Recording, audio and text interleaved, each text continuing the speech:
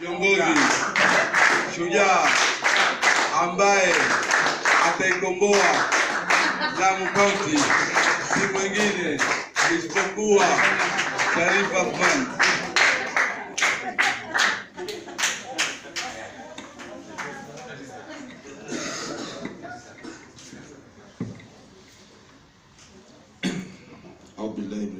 Bismillahirrahmanirrahim.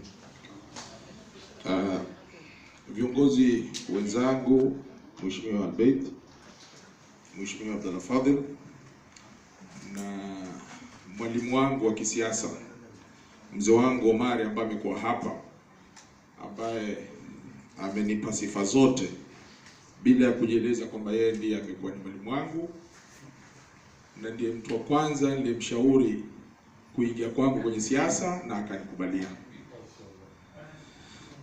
Ndugu zangu vijana mloko hapa kutoka Lamu, mimi nataka nianze kusema nina furaha kubwa leo kwa mbele yenu hapa kwa kongamano hili ambalo mmekuwa nalo lenye malengo makubwa sana, lakini linaloonekana lina mwendo mdogo sana.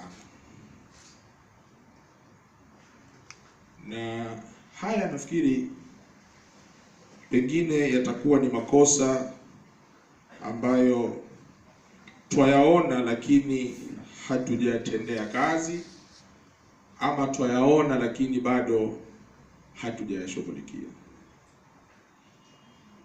Ukweli ni kwamba yaliyotuleta hapa sisi sote pamoja na nyinyi, mengi viongozi waliotangulia wamezungumza, hususa malecturer ambao mliwachagua kuja kuelezea ajenda nyingi sana kuhusiana na masala ya utangamano, uhusiano, mipangilio, maisha, siasa, uchumi na mengineyo. Kwa kweli fikra hii ya vijana ambao mliokuja nayo kuhusiana umoja wenu na kuhusiana future yenu katika swala zima la masala ya usomi na faida kwa jamii ni fikra nzuri na ni fikra ambayo inahitaji kupongezwa na kusaidika kwa njia nyingi. Ingawaje kama nilivyosema, changamoto ambao wanajaribu kuiona ni kwamba ni fikra ambao imekuwa na mwendo mdogo, kiasi kwamba si jambo ambalo linahitajika kwa namna hiyo, na ili hali tuko na kila njia ya kuhakikisha kwamba tumeweza kufika pale ambapo mmekusudia na tumeweza kuwasaidia kufika pale mlipokusudia kwa haraka iwezekanavyo, iwe ni mfano bora kwa wengine na kwa jamii nyinginezo. Ndugu zangu vijana, kwa kweli ni changamoto kubwa ambazo najua mko nazo katika masala haya ya kuendesha organization hii, na ni changamoto kubwa ambazo mko nazo za kifikra na za kimambo, kwa sababu kijana yoyote ama binadamu yoyote ni kwamba lazima awe na matarajio na lazima awe na expectations, lakini pengine swala linakuja, how do we achieve these expectations? Haya matarajio huja tukayapata vipi in terms of social, economical, maybe in our communities. Wengi hufikiria ama hudhania pengine haya hutokana na wanasiasa ama hutokana pengine na uongozi. Ni kweli kuna percentage fulani ambazo zasababishwa na hali hiyo, lakini hakuna kitu kizuri kwa binadamu yeyote kuwa na sifa ya determination na courage. Kwa sababu unapoamua kuwa una fikra fulani na ukawa very determined kwamba mimi nataka kufanya hivi, and this is my goals, and this is my future, and this is my plan, na ukawa na courage ya kufanya, na zaidi kubwa ukawa umeelekea kwa Mwenyezi Mungu, nina imani pakubwa yale mengine yote ambayo yatakuwa hapa katikati zitakuwa ni sababu tu pekee yake, either siasa ama uongozi. Na sisi ndugu zangu, tukirudi katika masuala ya siasa na uongozi, kwa kweli ni changamoto nyingi ambazo tuko nazo, hususan tukizungumza specific Lamu County.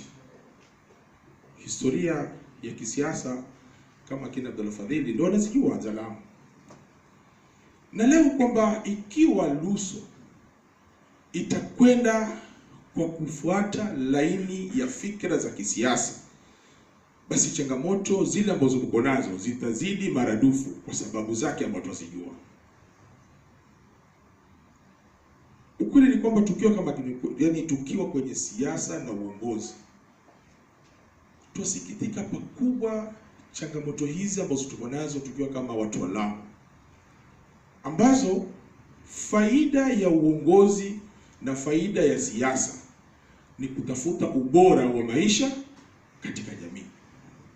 Lakini kwa masikitiko makubwa, sisi Lamu leo, faida ya uongozi na faida ya siasa imekuwa ni kila leo twalumbana, kila leo twakosana, ikiwa leo twakatana kwa sababu ya mambo hayo ya kisiasa na uongozi. Na haya ni masikitiko kwa sababu kweli. Lakini siamini kwamba hakuna ambalo halina suluhisho. Hakuna jambo ambalo halina suluhisho. Kwa sababu siku zote faida ya malumbano ni kupata usawa. Huwezi kupata usawa bila malumbano. Lakini malumbano yasiokuwa na usawa, nafikiri huwa si malumbano, hususan katika ubora wa kijamii, ndugu zangu.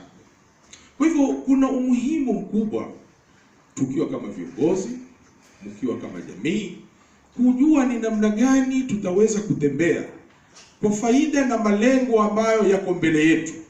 Kwa sababu kiongozi yoyote ama binadamu yoyote anayezuia wadhifa fulani katika jamii, ukumbuke ule wadhifa si wako. Ile huwa ni neema umepewa na Mwenyezi Mungu na amana umepewa na Mwenyezi Mungu. Kwa sababu katika historia ni viongozi wangapi tumekuwa nao katika uongozi? Ni viongozi wangapi tumekuwa nao katika siasa, na leo wako wapi? Lile tu ambalo leo tutalikumbuka ni zile legacy walizoacha. Kusema kwamba fulani alikuwa ni kiongozi, lakini hizi ndizo legacy zake alizoacha.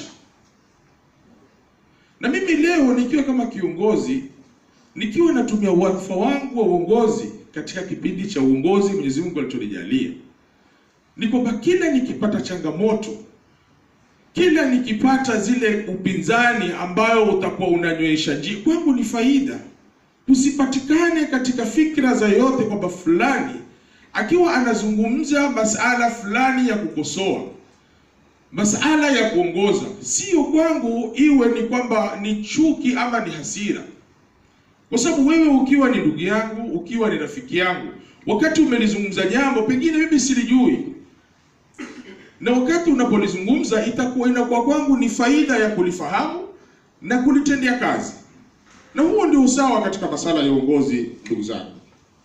Kwa hiyo kile kitu nataka niseme ni kwamba fikra hii ni fikra mzuri, na imani ya kwamba ni fikra yahitaji kupanuliwa zaidi na ipatikane na mwongozo. Kwa sababu tutakapokuwa na mwongozo, hata sisi viongozi, nafikiri niliwahi kuzungumza wakati tulikuwa na mkutano hapo,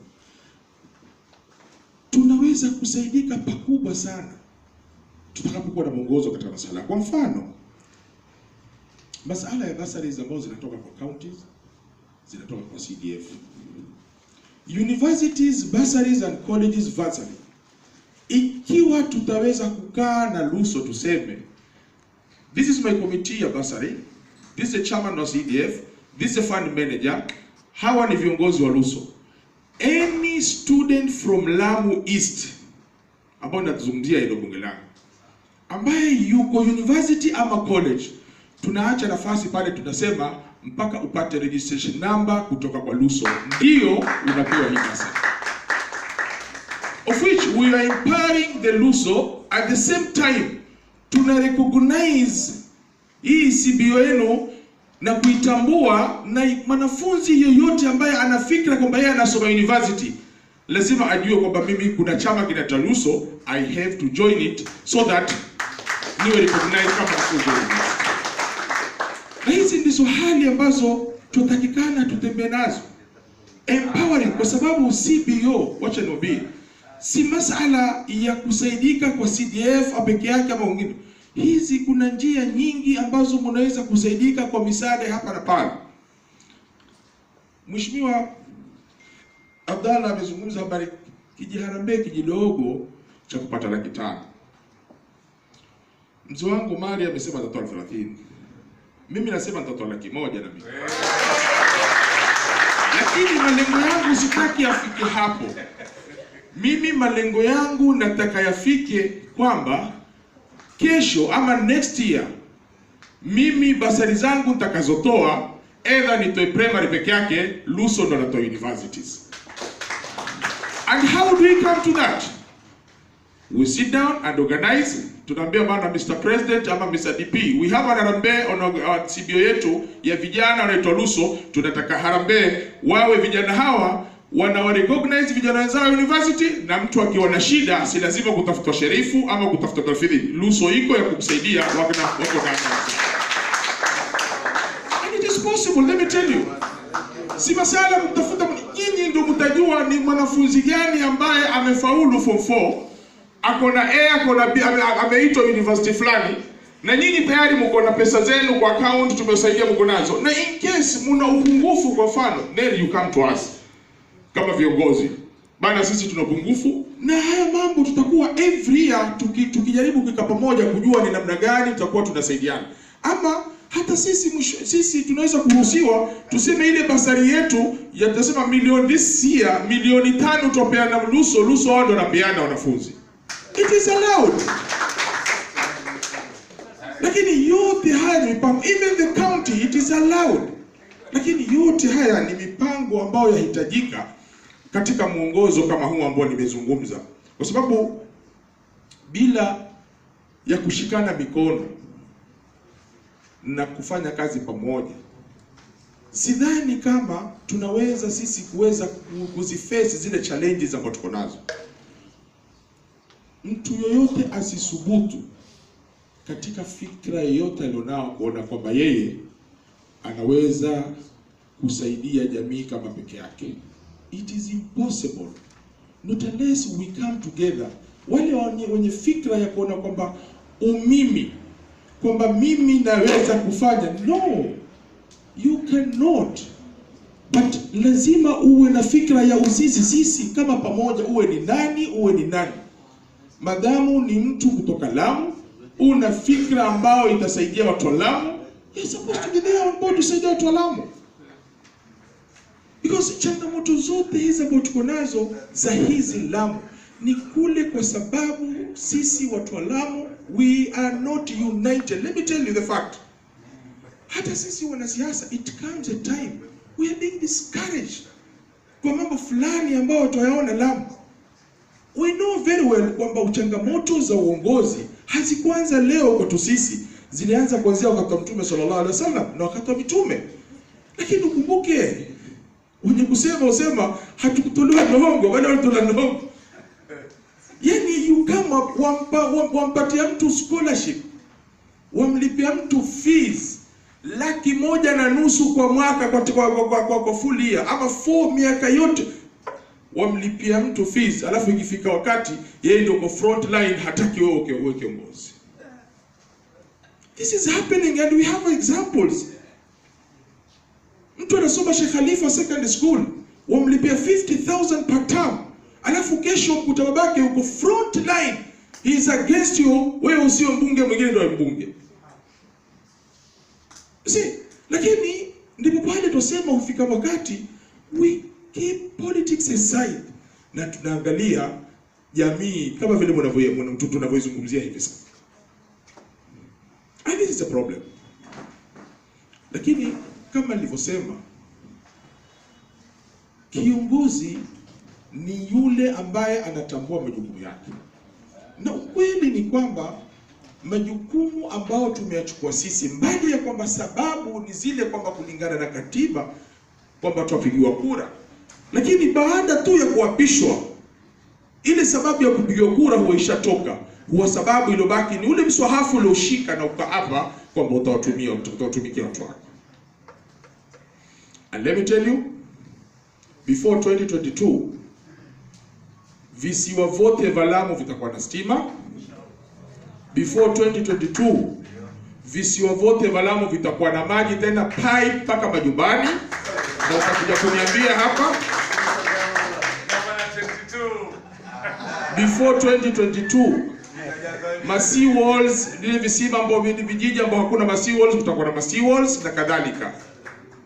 So what is important, that is on my side as a politician, as a leader on the term of leadership. But how do we encourage the economy ile ambayo tumeelezewa na Libeti hapa? The social issues, welfare na kadhalika. So kile ninachotaka kusema, ile silaha peke yake ambayo itatusaidia kama jamii. Hata mimi nikaenda nika-organize na mfalme wa Saudi Arabia saa hizi anaonekana kila mbiwano walifanya mpaka masinema sasa yako.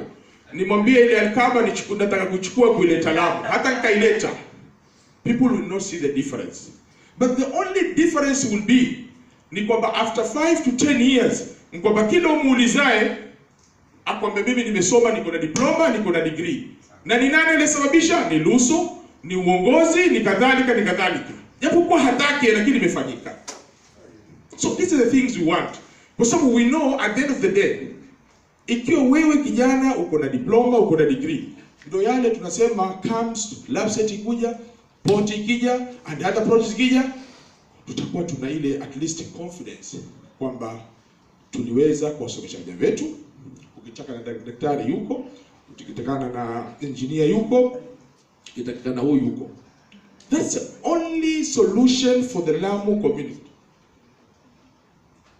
Kwa sababu tukiingia ndani kutaka kuyachambua haya mambo, ndugu zangu, we know politics na tuzijua changamoto zake, kwa sababu itakuwa ni makosa ikiwa tutakwenda kufuata zile hawa na mambo na culture zetu zilivyo, na ikiwa tutakuwa na zile roho za kutaka kuzikubali zile culture zetu zilivyo.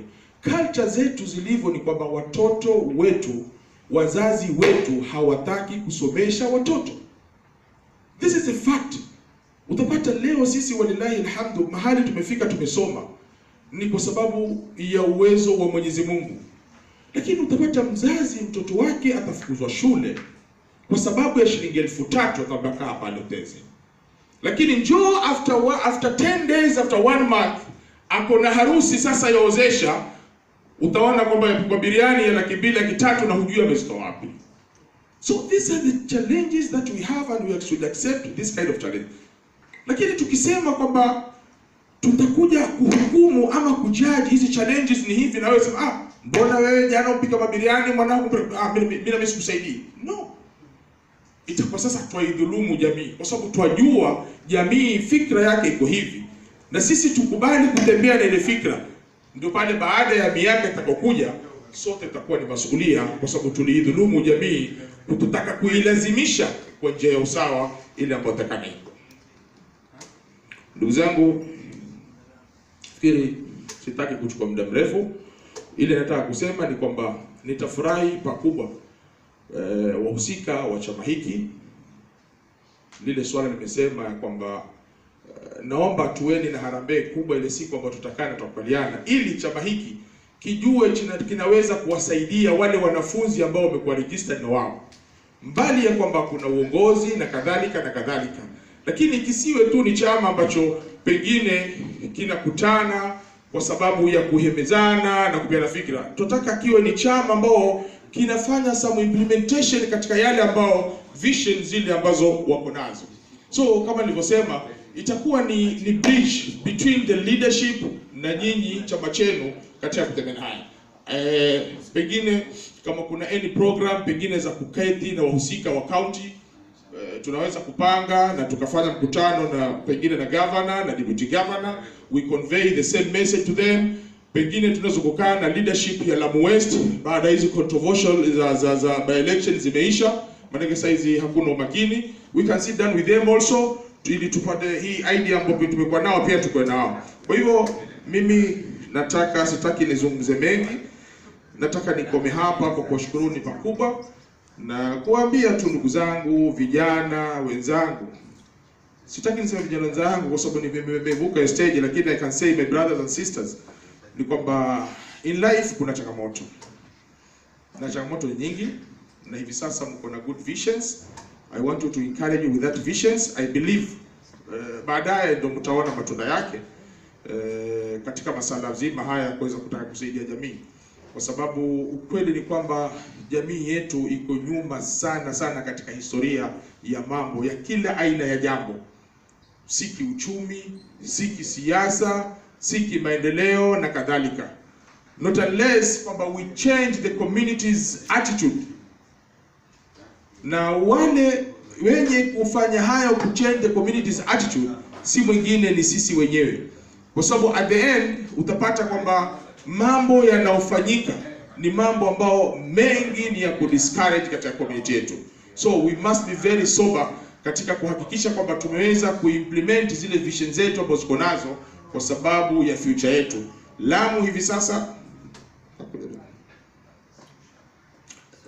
sasa ni county ambayo iko kwenye darubini, si na Kenya peke yake na ulimwengu mzima. Na kwa sababu hiyo ni kwamba tukiwa sisi tulivyo, uchache ambao tuko nao, next 10 years kutakuwa tumeongezeka maradufu, mara 5 ama mara 10 yake. Na tutakuja kujipata kwamba sisi wenyeji wa Lamu ni thuluthi moja kuliko wale watu wa Lamu ambao kwa Lamu wote. Sasa from that time ndio utajiuliza huku nyuma sisi tulifanya nini ili kujistabilize, kuhakikisha kwamba japokuwa pengine wakati huo tutakuwa ni wachache, lakini tutaweza kuwa na sauti gani kutokana na mikakati na mipangilio ambayo tumekuwa nao sisi kwa wakati huu. Kwa sababu what we are doing now, we are planning for tomorrow. And take from me, if we will not have a proper plan today for tomorrow, tutakuja kulaumiwa na vizazi vijavyo, and we will be responsible for our future generation. For these few remarks, thank you so much and God bless you.